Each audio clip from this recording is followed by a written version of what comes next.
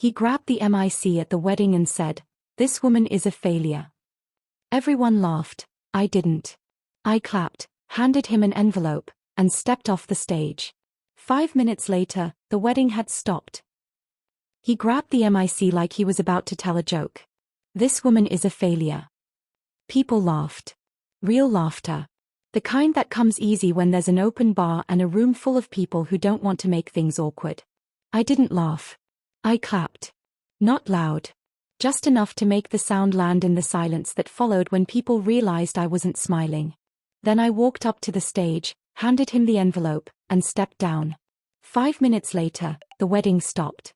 It had taken me 3 years to get to that moment. 3 years of shared rent I couldn't afford after he quit his job to find himself. 3 years of paying off his student loans while mine sat in deferment. 3 years of watching him tell people I was too intense whenever I asked why the power bill was late again. We met in Milwaukee, at a dog park neither of us had dogs in. He said he liked my honesty. I said I liked that he listened. That was before I realized he only listened when the story made him look good later.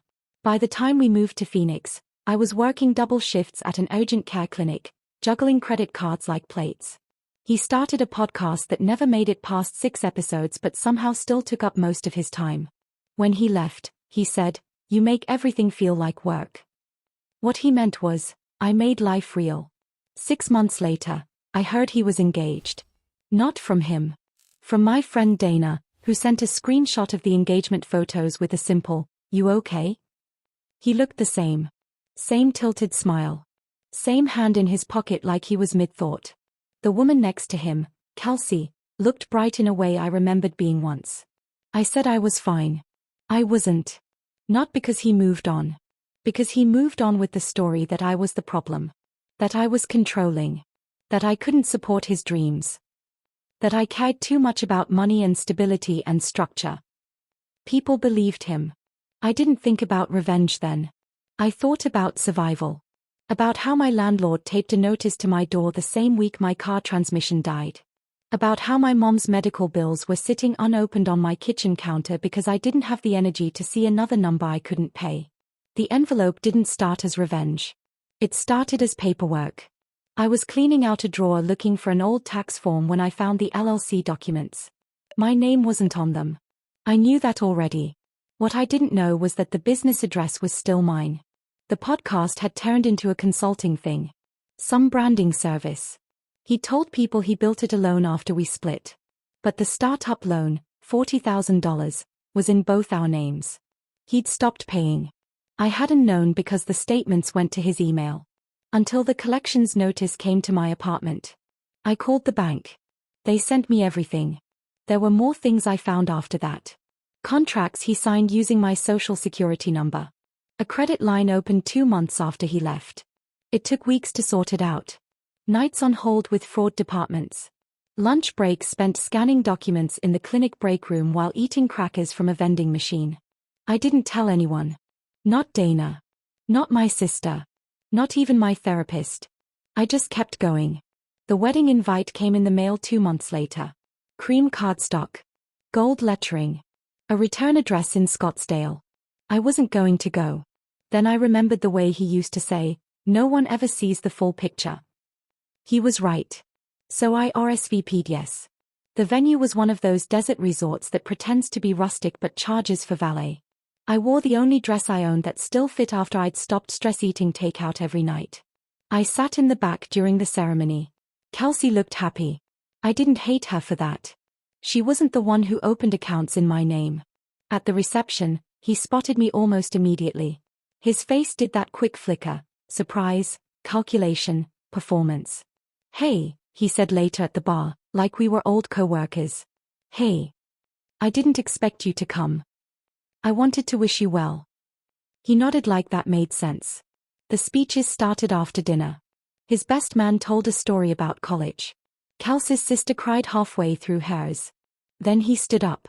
He said he wanted to share something personal. That's when he took the mic and smiled in that way that always made people lean in. "I wasn't always this lucky," he said. "I had to learn some hard lessons about choosing the right partner." There was a light chuckle. I used to think love meant fixing someone.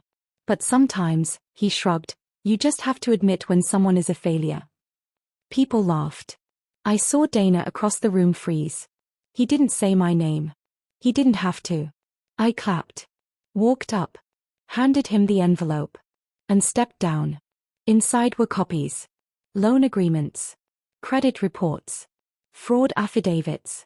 A letter from the attorney I'd finally hired after a nurse I worked with told me her brother handled cases like this.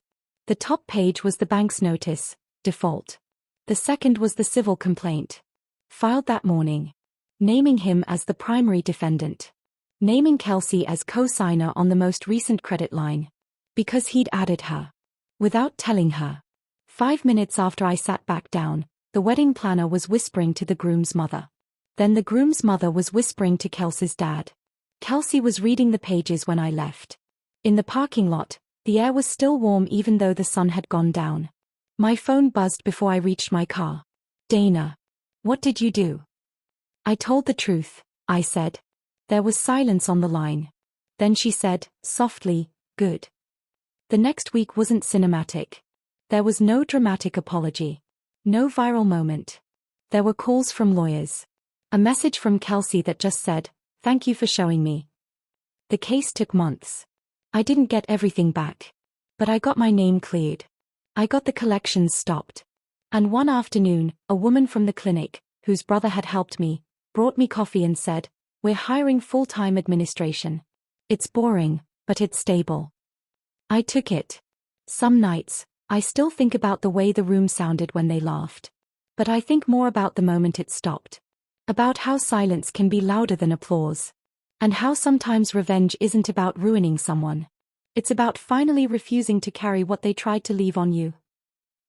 If this story moved you or made you reflect in any way, please take a moment to like and subscribe. Your support helps bring more real, powerful stories like this to life.